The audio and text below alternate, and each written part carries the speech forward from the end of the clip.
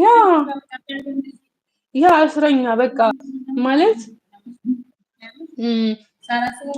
አሁን ቆይ ለምሳሌ በርቀት ፍቅረኛ ምናምን ብትሆን ማለት ለሱ የምንሰጠው ጊዜ ሊኖር ይችላል አይደል? ከዛ ውጪ ምን ማድረግ አለብኝ? ስለዚህ ያለኝን መጠቀም አለብኝ ማለት ያለኝን ጊዜ መጠቀም አለብኝ። አረ ይንገረኝ እንጂ ይንገረኝ አልሚ ይመልስልኝ የቅድሙን ለእናትህ ፍቅርህን ግለጽልኝ ብዬ እኮ ነበረ።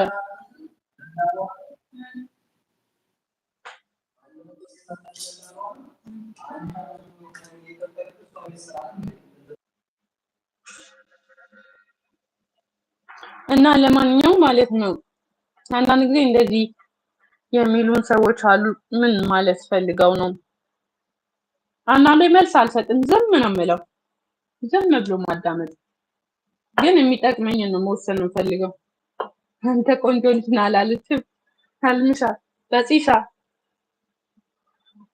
በቃ ልጁ እኮ ዞሮ ዞሮ እኛ ቤት እናስገባዋለን እንደምንም ብለን ተጣጥረንም ቢሆን በጭንቅላታችንም ቆመን ቢሆን ልጁን ወደኛ ቤት ማስገባታችን አይቀርም። በጽዬ አታግዢንም?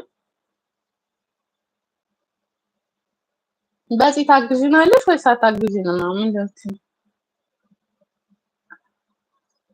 እና አሙዬንን ማየት ፈልጋለሁ እያለ ነው። ኦኬ ናይም በይው። ግን ፀጉሬ ንጭጭት ብሏል። ፀጉሬ ንጭጭት ያለ ነው።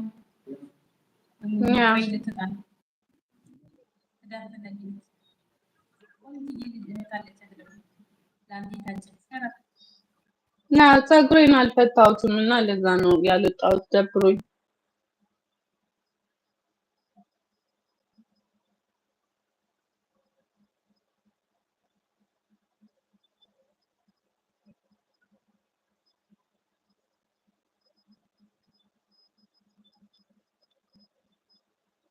ያ በጣም አሉ በእውነት ነፃነት ሊሰጥ ይገባል ብዬ አስባለሁ። ነፃነት የሚባል ነገር አለ ማለት እኔ ወጥቼ ከዛው ሁሉ ጋር እስካልተኛው ድረስ ምን ችግር አለ? በመስኮት ነው ያወራሁት። ምን ችግር አለ? ወይኔ ልጅ ፊት አይወራም ለካ ይቅርታ፣ ረስቼው እኮ ነው ያወራሁት። ውይ የኔ ነገር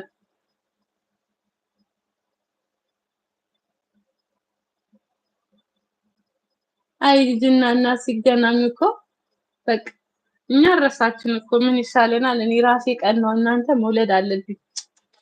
አልሚዬ በእናትሽ አታስቀኝኝ። እኔማ መውለድ አለብኝ በቃ ቀናው እኮ። ወይ መቅናት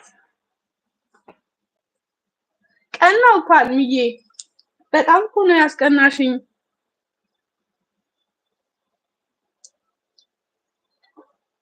እንዴ በስማም እንዴት ደስ ይላል በእናታችሁ ከልጅ ጋር መላፋት።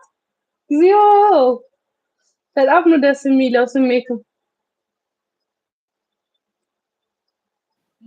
ወይ መቅናት ይሄ ጥሩ ነው። የዚህ ቅናት እኮ ደስ ይላል። ሰው እኮ የሚቀናው በመጥፎ ነገር ነው። ያውን እንድወልድ ልጅ እንዳስብ ልጅ እንዲኖረኝ ከልጄ ጋር እንድላፋ ነው ያሰብኩት የቀናሁት ማለት ነው። እንደዚህም አይነት ቅናት ደስ ይላል። ግን እኔስ ብትይ አላለም አሉ አንተም ቀና። አዎ እያማችሽ ነው። ከማን ችግር የለውም። እኔ ምንም ትበለኝ ብቻ ግን ቀንቻለሁ። ሃይ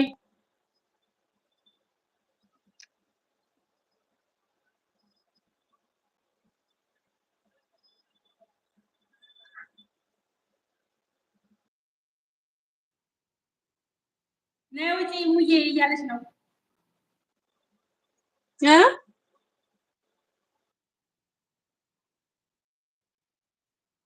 ሰላም እንዴት ነህ?